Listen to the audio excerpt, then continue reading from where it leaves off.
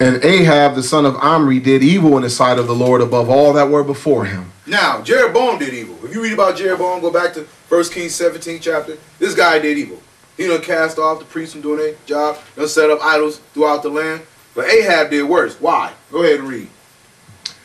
And it came to pass, as if it had been a light thing for him to walk in the sins of Jeroboam, the son of Nebat, that he took to wife Jezebel, the daughter of Ethbaal, king of the Zidonians, and went and served Baal and worshipped him. Now, it's bad enough he walked in the sins of Jeroboam and still walked in that apostate nature that Israel walked in. But then you went and you married Jezebel. And apparently she was royalty because her father was a king or ruler. But why was it worse when he went Jezebel? Was it because he had a strange wife? No, many kings before him had wives of other nations. That wasn't the issue. Go ahead and read. And he reared up an altar for Baal in the house of Baal, which he had built in Samaria. And Ahab made a grove, and Ahab did more to provoke the Lord God of Israel to anger than all the kings of Israel that were before him. So this guy, man, did all of this pagan foolishness, and he did more, he did worse than what his fathers did before him. Now, let's go on over into the 18th chapter of Kings.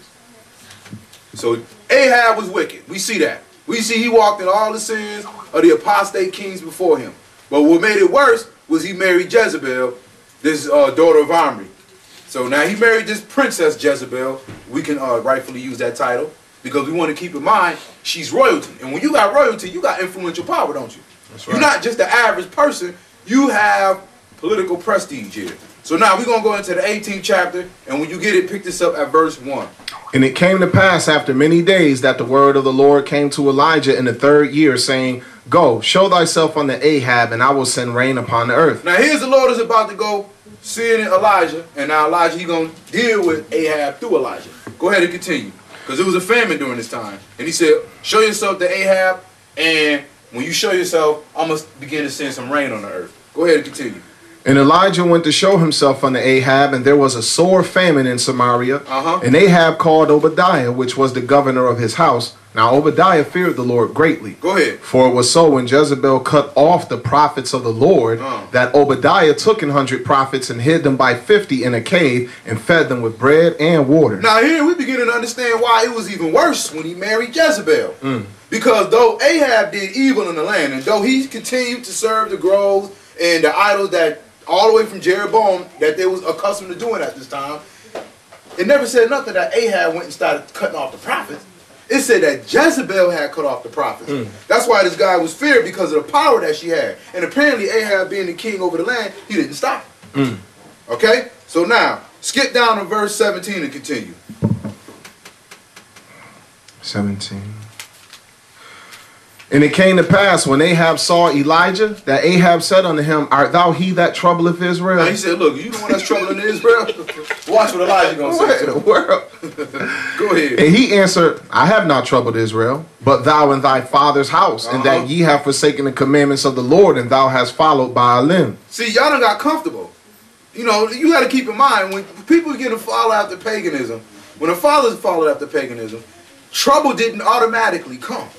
In fact, when you read, it was in Jeremiah, was it where he said, when the people started complaining, after we done left the nations and the queens of nations and stopped serving the queen of heaven, and once we started serving the God of Israel, we began to start having all of these problems now.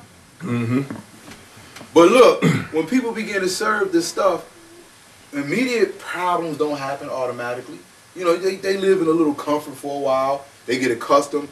Now your culture, your economics, how you do things, everything is built around your customs and cultures around Baalim.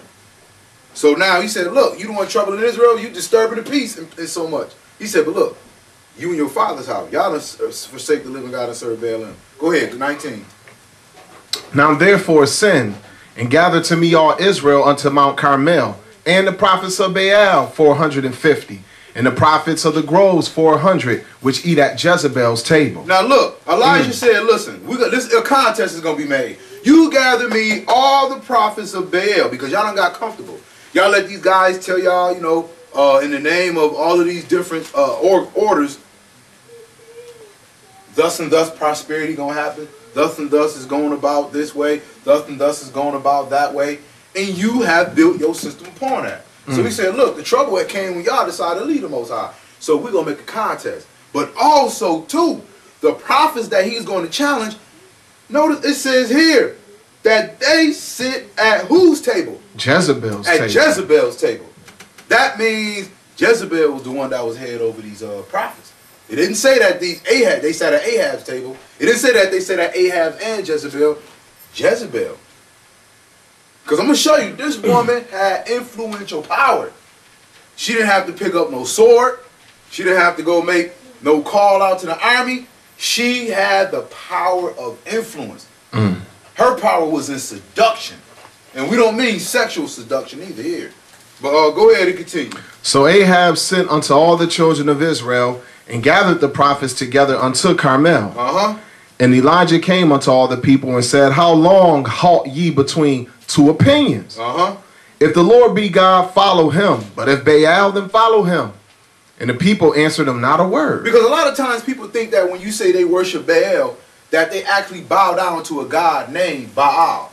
But the word Baal is a title. It means master or just simply a lord. They in their own mind, man, has been calling on Yahweh or Yahweh. You know what I'm saying? But through their practice, we know that it wasn't the way that the Most High had laid out. It was the way of the nations. It's just like now. You people Jesus you all day long. I believe God, I believe. But then when you look at their practices, you know that ain't the same Yeshua that we're talking about in the scripture. That's right. When people say, I believe God, but they don't want to deal with none of the commandments, then we know you may call upon him just like we say the Lord or whatever, how we use in English. But we know by your practices it ain't the same. So he said, look, how long y'all going to keep halting or dragging between two opinions? If you're going to serve the Lord God and call upon him, do as he commanded you.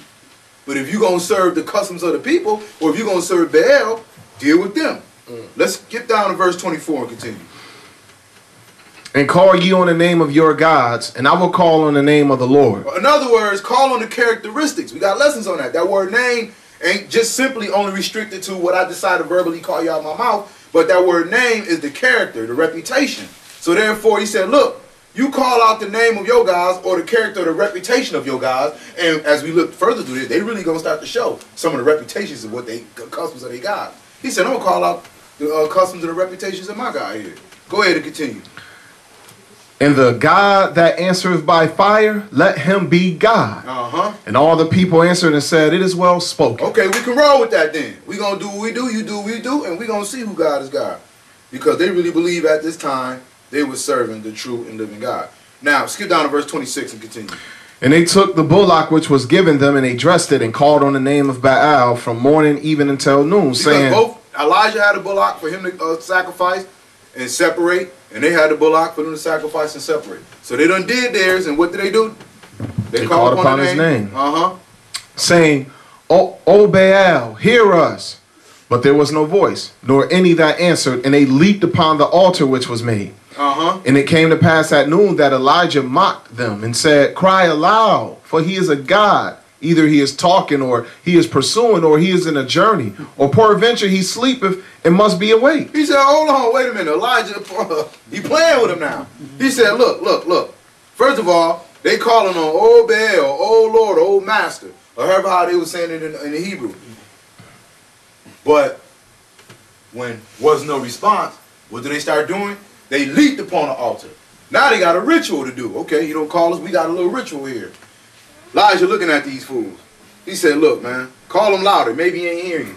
Maybe he on a journey. Maybe he sleep.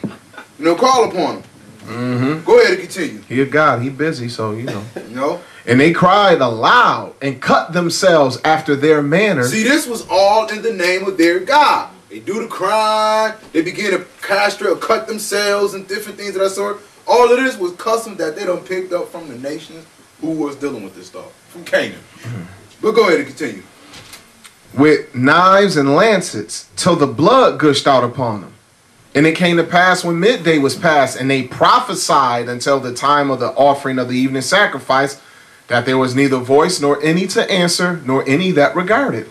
They did this thing all day and was nothing even happening for these guys. They done cut themselves all up, blood bleeding all over the place. All of this characteristics, all of this stuff, just to show what? To show what? But go ahead and continue. And Elijah said unto all the people, come near unto me. And all the people came near unto him, and he repaired the altar of the Lord that was broken down. And Elijah took 12 stones. Oh, stop there. Skip down to verse 36. 36? And it came to pass at the time of the offering of the evening sacrifice, that Elijah the prophet came near and said, Lord God of Abraham, Isaac, and of Israel, the true and living God, let it be known this day that thou art God in Israel, and that I am thy servant, and that I have done all these things at thy word. Hear me, O Lord, hear me, that this people may know that thou art the Lord God, and that thou hast turned their heart back again. Then the fire of the Lord fell and consumed the burnt sacrifice and the wood and the stones and the dust, and licked up the water that was in the trench. And when all the people saw it, they fell on their faces, and they said, the Lord, he is God. The Lord, he is God. Yeah, now they seen what God answered. So now once they seen that, they admitted he is God. Go ahead and continue. And Elijah said unto them, take the prophets of Baal, let not one of them escape. And they took them, and Elijah brought them down to the brook Kishon and slew them there. See, the people you had the false prophets of Baal there, and then you had Elijah there. Once the regular people, the common people that was there, saw these 450 prophets couldn't do nothing, that their God wasn't real, and they saw that the God of Elijah, the God of Abraham, Isaac, and Jacob, whom Christ himself said is the God of the living and not the God of the dead, when he answered, Elijah turned around and told the rest of the people, man, you catch every one of these prophets and kill them. And that's exactly what they did. They done killed all them 400 prophets because they walked in the ways of error. But when Jezebel hear about it, she gonna be hot. She gonna be hot. Now let's go into the 19th chapter.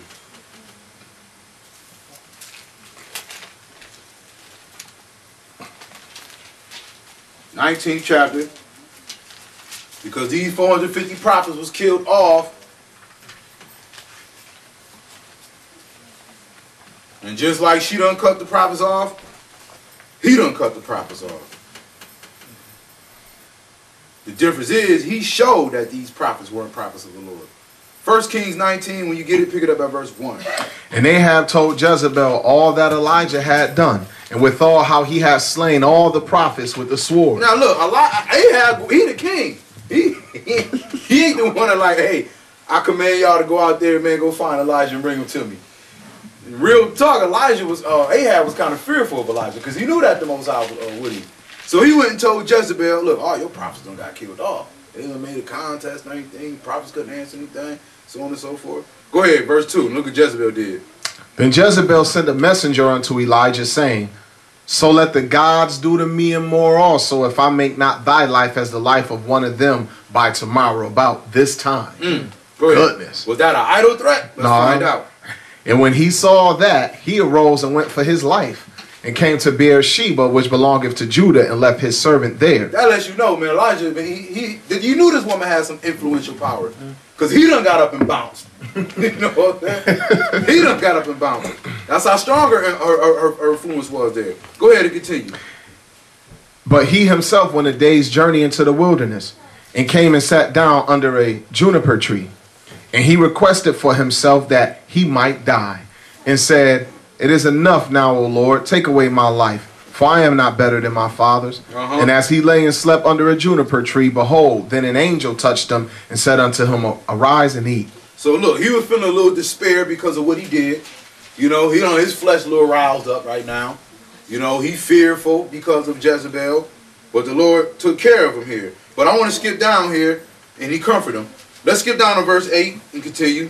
And he arose and did eat and drink, and went in the strength of that meat 40 days and 40 nights unto Horeb, the mount of God. And we know that's where the commandments was given at.